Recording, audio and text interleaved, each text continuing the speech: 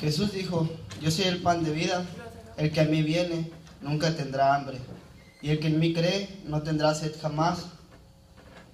Y el otro versículo dice: todo lo que el Padre me da vendrá a mí, y el que viene a mí no le echo fuera.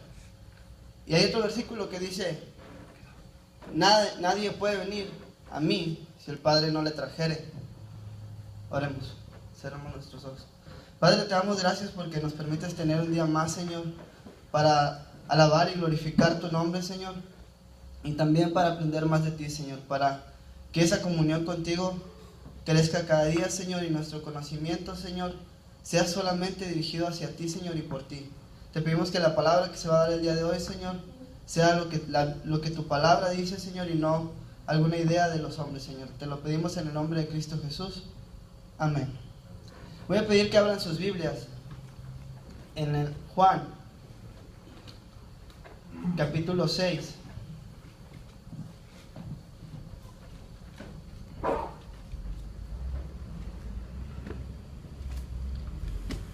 Y vamos a leer del 34 al 40. Bueno, hasta el 44. Y vamos a leerlo de una manera alternada. Yo voy a leer el versículo 34, bueno, no, del 35 al 44, perdón. Yo leo el 35, este es el 36 y así sucesivamente. Dice la palabra de Dios en el nombre del Padre, del Hijo y del Espíritu Santo. Jesús les dijo: yo soy el pan de vida. El que a mí viene nunca tendrá hambre, y el que en mí cree no tendrá sed jamás. Os he dicho que aunque me habéis visto, no creéis. Todo lo que el Padre me da vendrá a mí, y el que a mí viene no le echo fuera. Porque he descendido del cielo no para hacer mi voluntad, sino la voluntad del que me envió. Y esta es la voluntad del Padre, el que me envió, que todo lo que me diere no pierda yo nada, sino que lo resucite en el día postrero. Y esta es la voluntad del que me ha enviado, que todo aquel que vea al Hijo y cree en él tenga vida eterna, y yo lo resucitaré en el día postrero. Murmuraban entonces de los judíos, de él los judíos, porque había dicho: yo soy el pan que descendió del cielo. Y decía: ¿no es este Jesús, el hijo de José, cuyo padre y madre nosotros conocemos? ¿Cómo pues dice este, del cielo he descendido? Jesús respondió y les dijo: no murmuréis entre vosotros. Ninguno puede venir a mí si el Padre que le envió no le trajere, y yo le resucitaré en el día postrero. Amén. Estamos en un pasaje que para mí, en lo personal, es de mis favoritos. Bueno, es que toda la Biblia es mi favorita, pero si pudiera elegir un pasaje o dos para expresar lo que yo entiendo de Jesús a través de la Biblia, sería, sin duda, estaría entre ellos. Y tengo que mencionar aquí que mi exégesis o el estudio de la preparación de esta predicación lo empecé a raíz de un debate. Y yo estaba debatiendo ya hace tiempo, no es esta semana ni la pasada, sino ya hace tiempo estaba debatiendo sobre calvinismo y arminianismo, sobre cómo ve cada teología la salvación. Y pareciera que los arminianos pasan por alto cierta parte, y hasta ahí yo me había ciclado. Pero hace poco yo me puse a leer la Biblia. Bueno, todos los días la leo, pero hace poco me puse a leer este pasaje para preparar la predicación, y tenía muy estructurada una predicación que en realidad apuntaba a una predicación muy reformada. Pero un día tuve una plática con Cindy y con Pedro, y yo me quedé pensando en lo que realmente el pasaje significaba, porque Pedro dijo: yo no creo que ese todo signifique o que esté restringiendo la salvación Jesucristo. Y yo me quedé pensando en el pasaje y me puse a meditar un poco, y llegué a una conclusión, y es a donde quiero que lleguemos ahorita también. Y me di cuenta que también los calvinistas seleccionan un versículo, lo sacan de contexto y luego hacen con él lo que quieren, y entonces ambas posturas hierran, ambas posturas se salen del camino que Dios está marcando. Y creo que lo importante para nosotros, o lo importante más que para nosotros, para las congregaciones que están viviendo en errores, porque los pastores están predicando errores. Lo importante para nosotros entonces es decir lo que dice la Biblia y no decir lo que nosotros queremos decir. Y eso, créanme que me quebrantó. Si me conocen un poco, saben un poco lo orgulloso que soy cuando conozco un tema. Y este era uno de los temas que yo creía conocer, y Jesús me dijo, entre el martes y el miércoles, me dijo, ¿sabes qué? No tienes la menor idea de quién soy yo. Y a mí eso me llena de gozo, porque me dice a mí que Dios todo el tiempo está queriendo esa comunión con nosotros como seres humanos. Entonces, ¿qué nos muestra este pasaje? ¿Qué enseñanza nos deja? Si omitimos por un momento toda preconcepción teológica o doctrinal, tal vez pudiésemos llegar a lo que el pasaje está queriendo decir. Y para esto quiero comenzar con el estudio de una palabra. Siempre hay palabras como que importantes en los textos, pero hay palabras como que indefinidas también. Hay palabras como justificación, que está bien definida lo que es la justificación, pero es una palabra complicada. Pero hay palabras como el todo o como nada, que son complicadas, porque cada vez que aparece un todo o un nada en la Biblia, tenemos que ver el contexto, tenemos que ver el momento histórico, tenemos que ver a quién se lo está diciendo, y entonces definir qué es ese todo, porque no todo es todo, perdón la redundancia, pero la palabra todo que se utiliza aquí en el versículo 37 es la palabra pan, que es la raíz de todo, o sea, es la raíz de la palabra que significa todo en español. Pero esa raíz usada como se está usando aquí está limitada a recibir una acción, porque está en una desinencia que se le llama, a los que han llevado griego, se les llama acusativo. Ese todo recibe una acción, entonces está limitada a lo que recibe o a quien ejerce la acción. Lo voy a poner de otra manera. Cuando en el versículo 3:16 de Juan dice todo, es otra palabra todo, que también usa la misma raíz, pero es pantas. Entonces pantas se utiliza para decir que cualquiera puede recibir la salvación. Pero aquí dice pan, nada más. Ese pan está limitado al que le va a elegir en cierta medida. Ahorita vamos a ver cómo se da esa elección. Pero esa palabra primero vamos a entender que esa palabra está limitada, y es la misma palabra que utiliza en el versículo 39. También lo utiliza en el versículo 15. No, en el capítulo 15, versículo 2. ¿Alguien que lo pueda buscar, por favor? Versículo 15. Capítulo 15 de Juan, versículo 2. Todo pámpano que en mí no lleva fruto lo quitará, y todo aquel que lleva fruto lo limpiará, para que lleve más fruto. Esos dos todos que aparecen ahí, también está limitado a cierta acción que está recibiendo. Todo pámpano que no lleva fruto, todo pámpano que lleva fruto. Entonces, pues entonces ya vamos entendiendo que no es un todo absoluto, ¿cierto? En el capítulo 17, versículo 2 dice: como les he dado potestad sobre toda carne para que dé vida eterna a todos los que me diste. Está utilizando la misma palabra, pan, todos, que está limitado, como ya lo dijimos, a la acción que va a recibir, a ser seleccionado o elegido de cierta manera. No quiero perderlos, chavos, no quiero que se cierren a que estoy predicando no sé, a algo reformado, ¿no? Vamos a tratar de llegar al centro del pasaje sin conflictos teológicos. Entonces, ese todo se está definido así. Pero hay un pasaje que dice, y lo escucharon ayer en una predicación, es donde dice ir y predicar el evangelio a todas las naciones. Ahí está utilizando otra palabra, y esa palabra sí significa todo. Eso sí es todo, todo. Aquí significa más bien cualquiera que. ¿Sí se entiende un poquito más? Cualquiera que. Entonces, si lo traducimos, cualquiera que el Padre me da, vendrá a mí, y el que a mí viene, no le echo fuera. Entonces está sujeto todo aquel que Jesús va a cuidar, y todo aquel al que Jesús le va a dar la salvación, está sujeto a ¿qué? A que el Padre lo dé. ¿Cierto? Entonces, pero ¿será todo lo que el pasaje nos quiere decir? ¿Se limita a eso este pasaje? Y aquí es donde vamos a ver un poco la situación histórica para entender. Y en serio vas a decir, empezamos por un camino y terminamos en otro. Y así me pasó ahí cuando estaba preparando la predicación.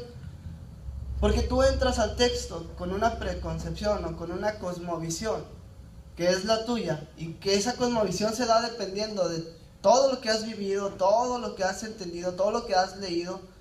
Si has leído vamos a hablar de teólogos, si has leído a Wesley y a Gonzalo Báez Camargo, entonces tu preconcepción está un poco dirigida hacia lo que Wesley y Gonzalo predicaban, ¿no?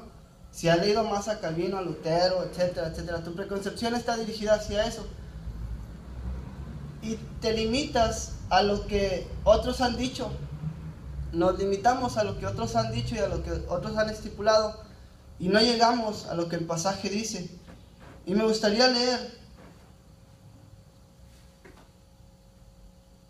para ver un poco lo que está pasando y entender lo que Dios está diciendo. Dice el capítulo 6 en el versículo 2.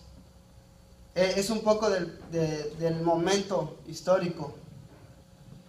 Jesús viene de hablar de nacer de nuevo. Allá en el capítulo 3 está hablando con un fariseo y está hablando de nacer de nuevo. ¿Qué es nacer de nuevo? Creer en el Hijo de Dios. Entonces, está hablando también viene de hablar con la samaritana, y está hablando de adorar en espíritu y en verdad, que es creer en el Hijo de Dios. Entonces, viene a hacer un milagro, también, bueno, más bien varios. Viene de sanar al hijo de un noble y de sanar al paralítico de Betesda. Pero más cerca de este evento está el que nos, todo el capítulo 6, el que nos concierne a nosotros. En el versículo 2 dice: y le seguía gran multitud, porque veían las señales que hacía en los enfermos. Y este pasaje así comienza: la gente le seguía por un interés. Si vemos el pasaje, si lo leyéramos completo, nos damos cuenta que es el pasaje donde los alimenta. Jesús ya sabía que la persona tenía interés de buscarlo por un beneficio material, y aún así Él los recibe y los alimenta. Pero les dice en el versículo 14 y en el 15, mira, dice: aquellos hombres entonces, viendo la señal que Jesús había hecho, dijeron: este verdaderamente es el profeta que había de venir al mundo. Pero entendiendo Jesús que iban a venir a apoderarse de él y a hacerle rey, y volvió a retirarse al monte, él solo. La gente le estaba buscando por un interés no meramente material.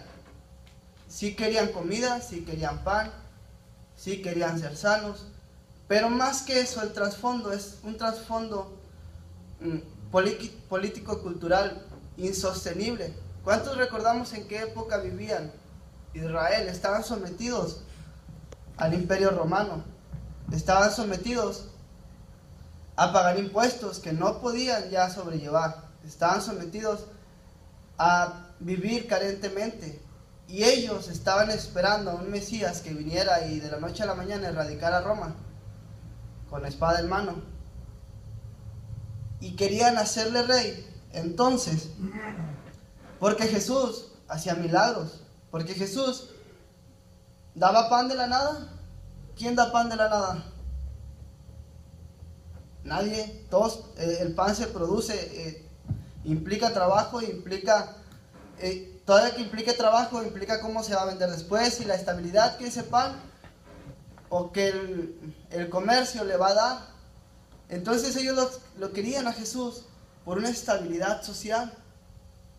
No querían a Jesús por ser el Salvador, por ser el Hijo del Rey. No querían a ese Mesías.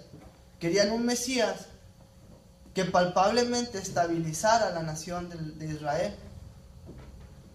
Entonces, viendo un poco el contexto, el versículo 16 al 21 es ahí donde Jesús camina sobre el mar, y aquí está redactado así como metido así, porque no tiene mucho que ver con lo que se está viviendo y con lo que nos está enseñando. Ciertamente en ese pasaje nos enseña algo muy valioso, pero no lo vamos a ver ahorita porque sería demasiado amplio ver esos versículos.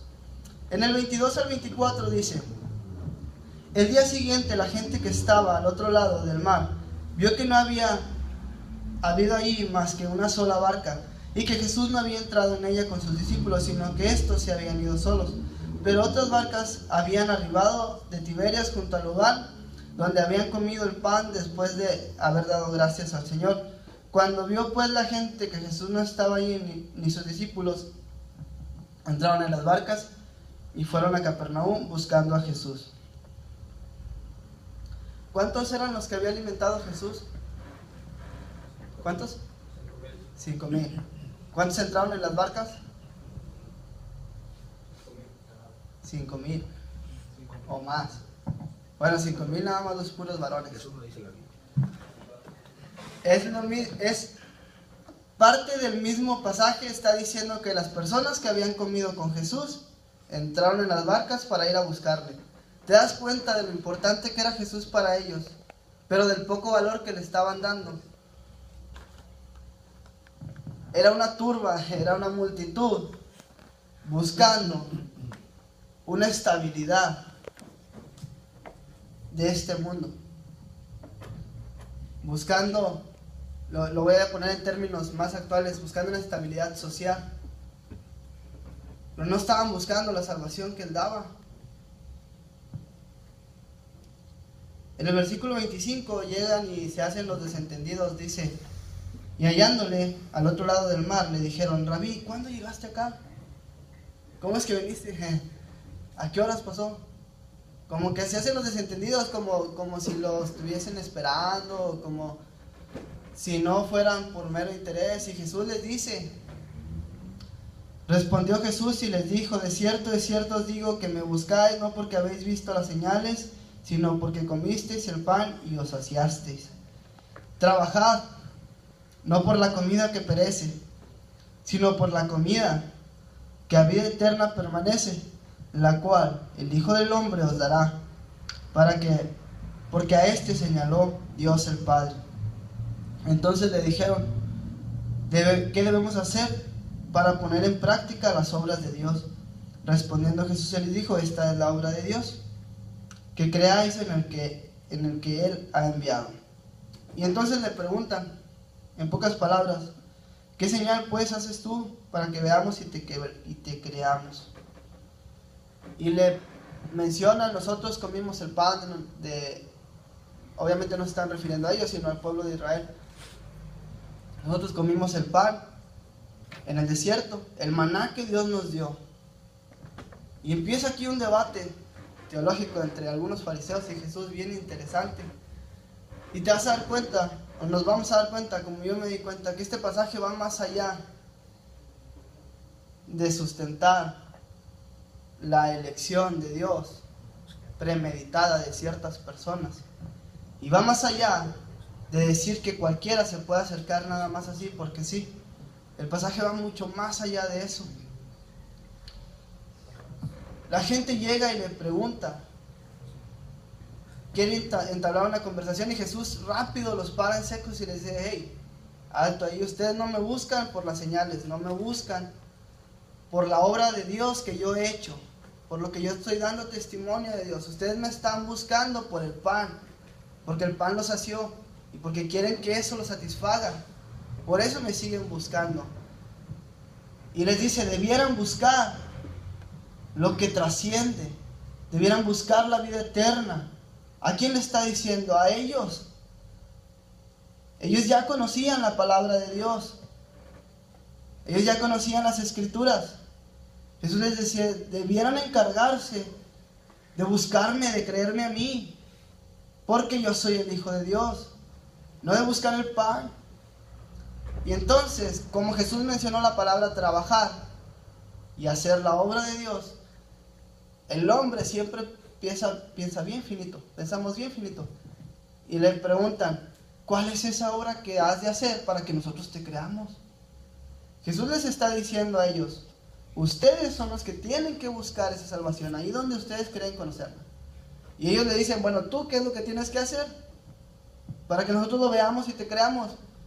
Bueno, se perdieron la charla con el fariseo, eso sí se la perdieron, pero la de la samaritana ya la conocían. Las dos sanidades ya las conocían. Ya conocían, ellos mismos habían probado el pan que había multiplicado. Ellos mismos sabían de cierta manera que había caminado sobre el agua. ¿Qué obras querían? No estaban buscando obras divinas, ¿verdad que no? Seguían esperando. Ni siquiera estaban esperando milagros. Eso es lo más interesante aquí. Los judíos ni siquiera estaban buscando milagros. Estaban buscando lo material. ¿Te suena familiar? A mí sí me suena un poco familiar. No por mí, por el contexto en el que estoy viviendo. Si trajéramos este pasaje a nuestro contexto, ¿cuántos no le están pidiendo a Jesús hoy en día que le dé una estabilidad al país? Pero no se la están pidiendo de la manera que debieran pedírsela. No lo estamos buscando por buscar y creer en el Hijo de Dios para salvación. Lo estamos buscando para estar estables aquí nosotros. Lo buscamos por nosotros mismos y de ahí ya partimos mal. Es lo que Jesús les está diciendo, es lo que Jesús nos está enseñando. Jesús está diciendo que la raíz en el corazón de lo que buscas es lo que cuenta, en quien pones tu confianza es lo que importa y es lo que vas a buscar y es lo que vas a esperar. Si en tu razón hay ego, hay idolatría, puedo mencionar tantos, pero no es necesario. Si en tu corazón hay pecado, vas a buscar una estabilidad propia, vas a buscar algo que es vano, porque al fin de cuentas este cuerpo se va a morir. Pero si tu corazón busca a Jesús, si tu corazón busca creerle a Jesús que es el Hijo de Dios, busca creer que es el Hijo de Dios, no creerle al Hijo de Dios, busca creer que Él es el Hijo de Dios, que hizo la obra redentora, que hizo la obra de salvación, que es el único que te puede salvar, entonces Dios te va a dar una estabilidad que no va a ser social, pero va a ser tu estabilidad con Él. Muchos pueden diferir en este punto y cada quien llegamos al punto en el que encontramos lo que la Biblia dice y pues por alguna razón algunos no lo entienden igual o no lo entendemos igual, pero ya queda un poco de lejos la teología calvinista y la teología arminiana. Ya no estamos hablando de eso, empezamos allá y ya no estamos hablando de nada de eso, porque no lo está diciendo la Biblia, no lo está sustentando, pero tampoco está sustentando alguna teología de la liberación, por ejemplo.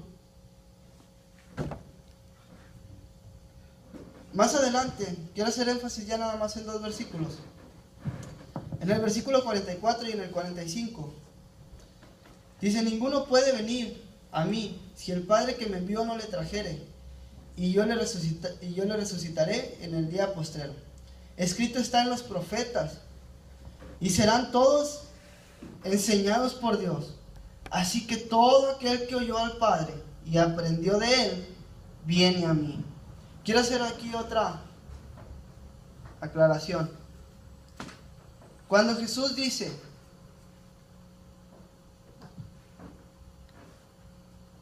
todo aquel que oyó al Padre, no está usando la misma raíz condicional de la palabra. Es todo. El que ha escuchado de Dios, viene a Él. ¿Pero qué es escuchar de Dios entonces? ¿Cuál es el mensaje de la Biblia? Entendiendo que ellos estaban buscando algo meramente material. Y Jesús les está diciendo que ese todo no es un todo material. Entonces, ¿a quién le va a dar vida eterna Jesús? ¿A quién elige Jesús? A todo aquel que escucha al Padre. Pero ¿quién escucha al Padre si no hay quien les predique? La enseñanza de este pasaje es que la estabilidad o la paz que tú esperas con Dios, la paz que todo humano necesita para con Dios, es la vida eterna, la reconciliación del hombre con Dios a través de Jesucristo.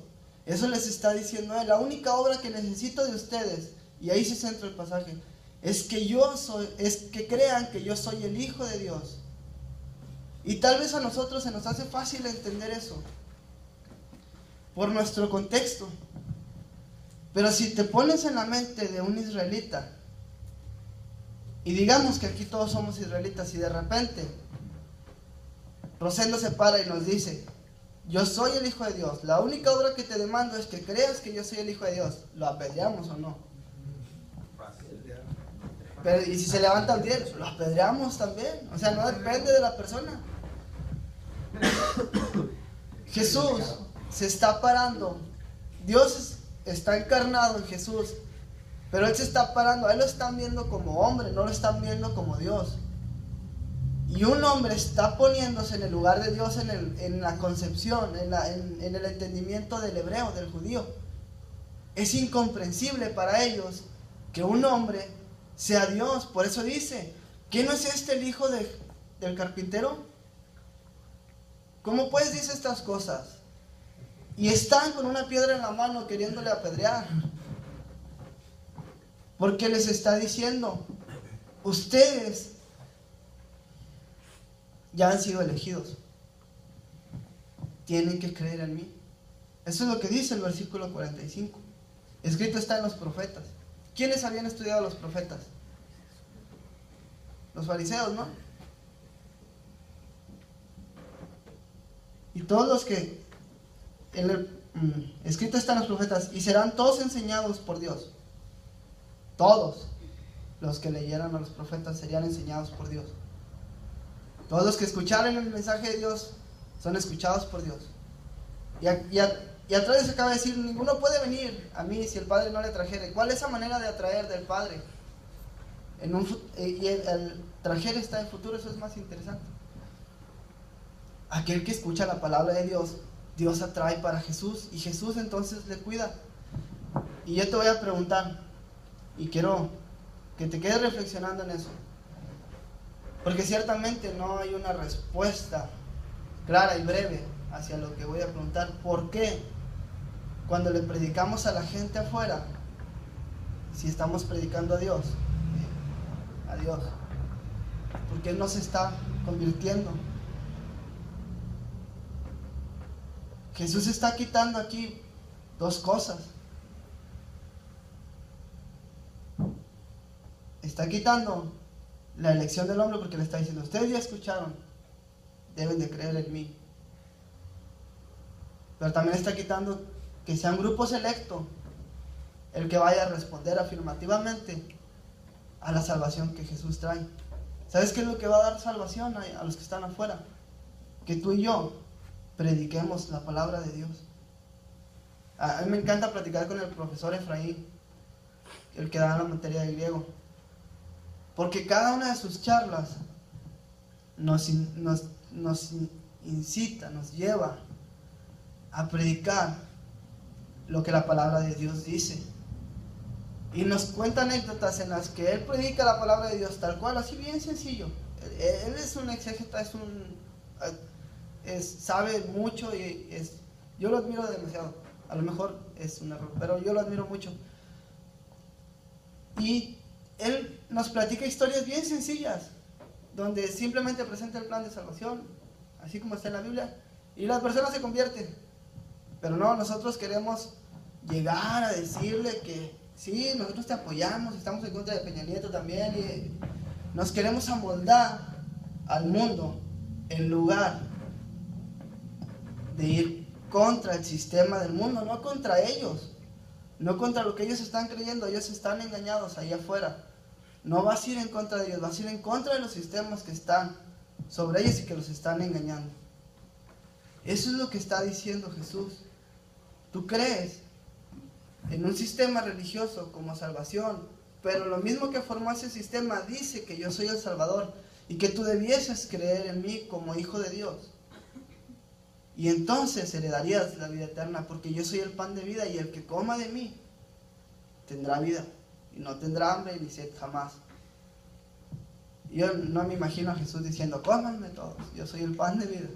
Hoy en día nos causaría algo como que, no, Jesús, no lo digas, vas a vaciar la iglesia. Bueno, chao, eso ya no nos corresponde a nosotros. Prediquemos la palabra de Dios, llevemos salvación a quienes la necesitan. Vivamos esa guerra que es la guerra contra Satanás, contra el sistema, contra todo lo que oprime, pero vivámosla de la manera que lo debemos vivir, creyendo que Jesús es el Hijo de Dios y es el único que nos da la salvación.